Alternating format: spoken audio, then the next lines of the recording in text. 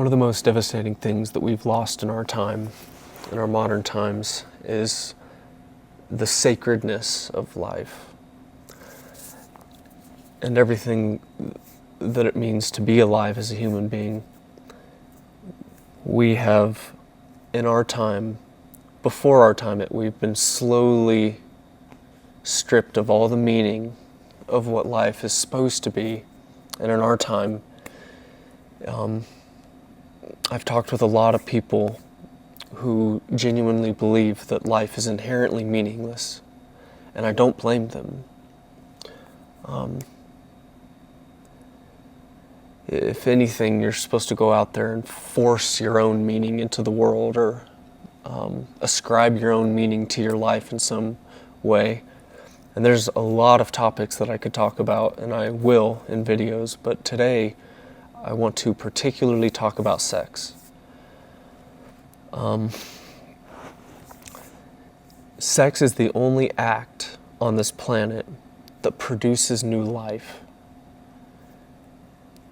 The ancients always knew that sex is the most sacred act on the planet, that it is what brings forth life. They, in every way possible, in both the good way and the very bad way, they had, whenever they wanted to serve their false gods at its deepest degree, they would have sex rituals, and that's written about all throughout the Bible, especially the Old Testament. There is passage after passage, chapter after chapter, where it had gotten so bad that in the temple of God were male and female prostitutes that would act in sex rituals with people, and that was their way of serving these false gods, along with sacrificing their children in the fire. The ancients knew how sacred it was, but to us, we're taught quite the opposite from our culture. From the moment we're born until right now, we're told that casual sex is no problem. And I remember even being taught in sex education class that masturbation was normal. And I discovered this on my own years before I found God. Years before I ever opened a Bible once in my life. I didn't even know what a gospel was at this point. And I caught on to it myself, that at some point I stopped being able to perform. And I would have, at that point, sex to me was just something you do for pleasure. And it ruined me. And I've met countless people who have been ruined by the same thing.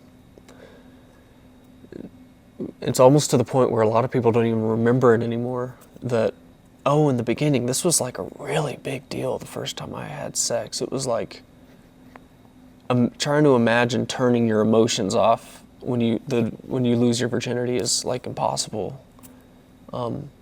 That's something you have to develop. That's a skill you have to hone, is being able to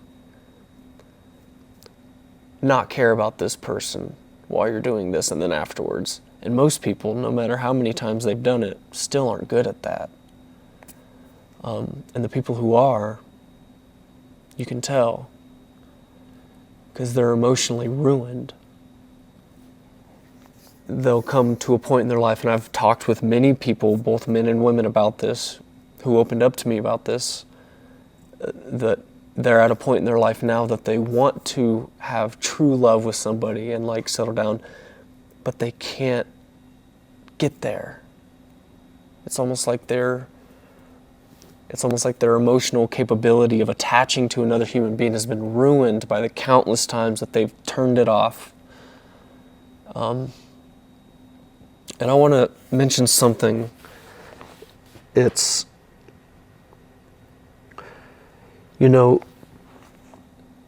sacred is basically meaning.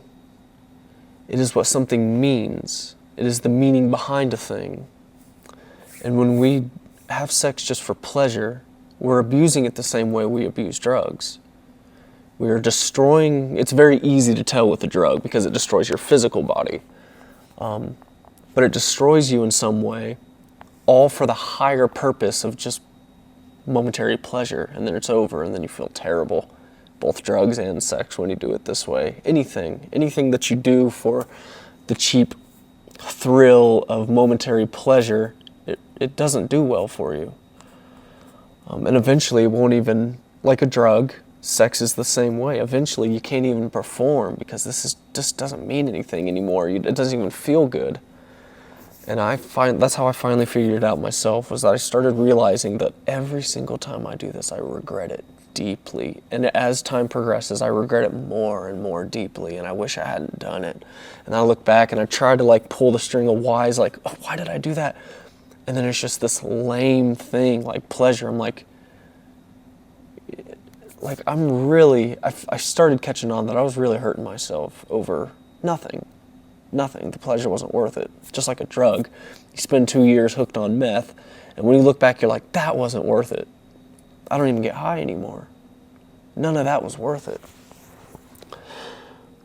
And ultimately, it's because pleasure cannot be the meaning for your life.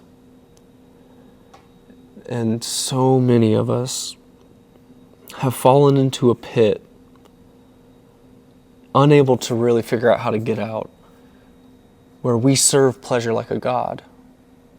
That's the only reason we really do anything. And we've stripped every other potential meaning out of everything we do, including sex.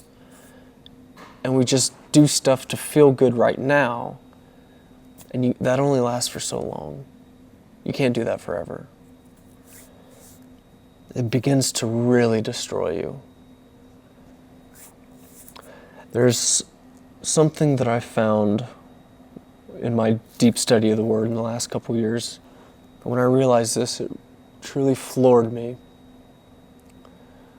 And it just made me think we have lost so much. So in the Bible, whenever God makes a covenant to the people, a promise, an everlasting promise, which is supposed to last forever, and it does, every one of them, He seals it with blood. And in one of my past videos here on my wall there, it's about the data information one. It goes into just how deep the meaning of blood and our DNA and everything is. And so it really opens up the understanding to how big of a deal these promises are if they have to be sealed with this sacred thing that's blood.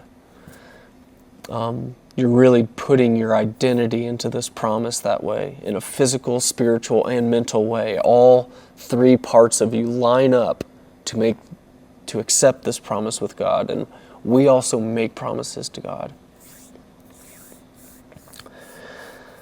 What I found, and what made me think, and I did some research on this after I had this thought, why does a woman have a hymen? Why the first time a woman has sex and no other time after that is there blood, theoretically?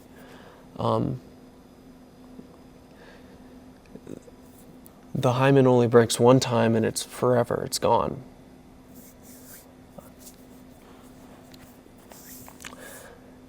I'm certain that is a physical, carnal representation of what is supposed to be an eternal promise between that woman and the man she has chosen to lose her virginity for.